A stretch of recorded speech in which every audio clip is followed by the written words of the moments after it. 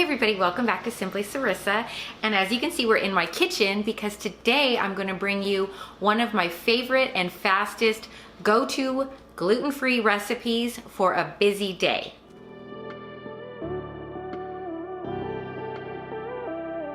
Thank you so much for tuning in, and before we get started, make sure you hit like and subscribe. That helps my channel out greatly.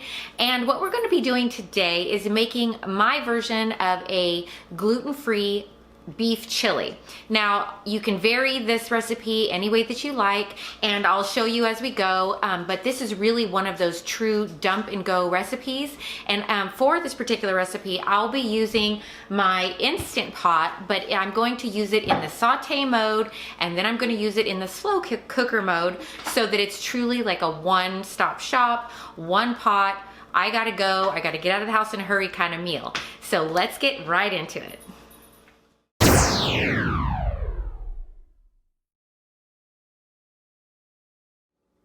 For this particular recipe, I am going to be using my good old-fashioned Instant Pot. I'm going to use it on the saute mode, and then I'm going to use it on the slow cook mode. And if you have a regular crock pot, that's totally fine. You can even use it, this recipe, on one of these types of Dutch ovens if you want to as well. It really just depends on what you have at home. This is not something that you have to have one particular item for, but today we're using this. Now, my main staples for this recipe, the ones that I can't live without for it, are I'm going to use organic ground beef, and it's just a little bit over a pound, 1 1/3 of a pound, but you can obviously swap out for ground turkey or ground bison if you want. I always have a can of beans. For my beef, I like to use either a mixed can of beans or like kidney beans, that type of thing. I use a can of diced tomatoes, and I use a can of corn or a bag of frozen corn. I particularly like the can of corn though because it has liquid. And then I use a can of green chilies. Now this is the basics. You can actually just get away with this recipe alone, but I obviously like to add a few extra things. So you're going to need a little bit of your favorite oil. I have gluten-free cornmeal. I'm going to use ancho chili powder, oregano, salt, pepper, and a little bit of smoked paprika. And then I just like a little bit of what I call umami. And so I always add a little bit of Worcester sauce. So those are your basics that you're going to need. Just put a couple tablespoons or so of oil, and this is why. I actually, for this particular recipe, and I'm going to use fresh onion and garlic just because I have it and I need to use it up. But if you can't be bothered with that and you don't want to deal with the onions and the garlic and chopping it up, and you need to do this maybe super early in the morning or before you're headed out the door, then don't worry about it. Just get like a garlic powder or an onion powder and skip so much of the oil and just dump this in, you know, whatever you have to taste. So that's something I do all the time as well. But anyway, let's get to starting to make the chili. So I turn this onto my saute. I put about a tablespoon of my favorite olive oil in, and I'm gonna start with the onions. And I cut up probably about 1/3 of a cup of onions there. And then I'm gonna let those get going.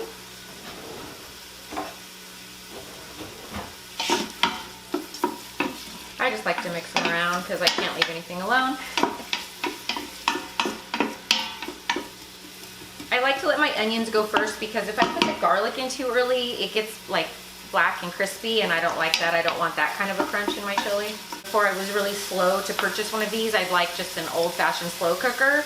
But man, now that I can use this, and if there's a recipe that calls for you to saute something first, wow, it works. But like I said, if you don't want to be bothered with any of this recipe also works perfectly with just a true slow cooker. You can just dump everything in it, set it for like 7-8 hours, whatever you're going to be gone for, and just let it cook. But just because I have the feature and I have the time, I'm doing just a little bit extra. Okay, that is starting to get going. I think I want to add my garlic next. Just get it a little bit in there and get that flavor going. But like 10 seconds later, I'm dumping my ground beef in. Get that out of the way. break it up.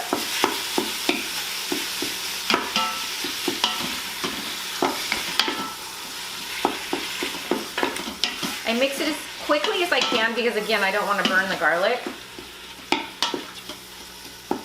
And then as it's starting to cook down, I literally just start adding my spices. So I'm going to go with, first of all, I'm going to go with 2 tablespoons of cornmeal. This was a trick I learned from an old Williams-Sonoma recipe. I like putting cornmeal in my chili. It sort of thickens it, but I don't know, it just adds a fun little flavor dimension to it. I really like it. So I just put about 2 tablespoons of cornmeal in there. And then I'm going to put 2 tablespoons of my chili powder. Now this is ancho, so it does have a little bit of a kick to it, so you don't have to put a full 2 tablespoons if you don't want to. For today, I actually might just use about 1. I want to taste it and make sure it's not super spicy. I'll wash my hands, I promise. Yeah, there's definitely not really a lot of heat to that, so you can definitely add 2 tablespoons. I might go a little more. It does have a little bit though, so watch out on that. If you don't like spice, definitely cut down on this. Then from there, I'm going to go with oregano, and I add 2 teaspoons of oregano.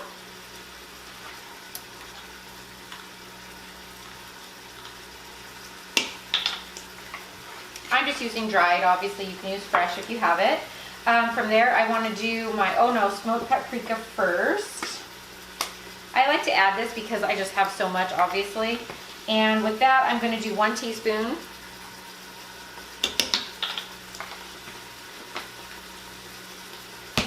Then I want to go with my cumin, but I seem to have lost it. Cumin! I am back, and I can't believe I actually couldn't find this. Like, is that enough cumin or what? I really am out of control at Costco. I need to calm down. So anyway, cumin, 1 teaspoon cumin. I put about a tablespoon of Worcester sauce in it. Okay, I don't know how you say it, but I want you to tell me how you say Worcester or Worcestershire sauce. I say Worcester because I used to live on the East Coast for a little bit, and there was an area that had that name, and that's what the locals called it, Worcester, so that's what I say.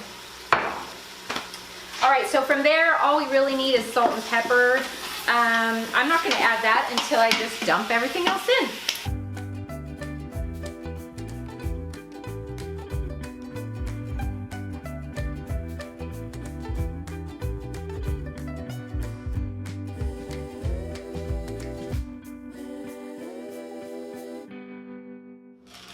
Okay, then from here, I just like to add a little bit of fresh ground pepper.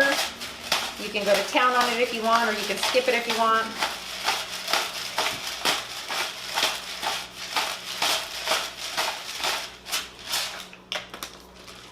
Then I always go less on the salt because you can add more later, but there's just some people that love salt. So I'm going to use about, I don't want it to get too salty. I don't think I have any salt in it really. So I'll put about a teaspoon of salt in. I'm going a little low though because I just hate salt. Okay, from here I just put the lid on. Make sure it's on venting because I'm going to do the slow cook. I turned off the saute already. So then from here I'm just going to push slow cook. And it's set at 6 hours, which is what I want. I have the keep warm setting, which is also what I want, so that when it's done, it just stays warm until I'm ready for it. And we are good to go. Okay, time is up. We are gonna see what that looks like. Woo! Looking good.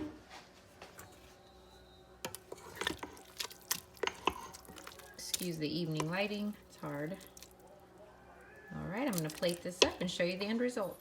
Okay, this is how we are plating it up this evening. Super simple, a little bit of sour cream and garnish, and we like to use gluten-free tortilla chips. We are using the Mission brand tortilla chips from Costco.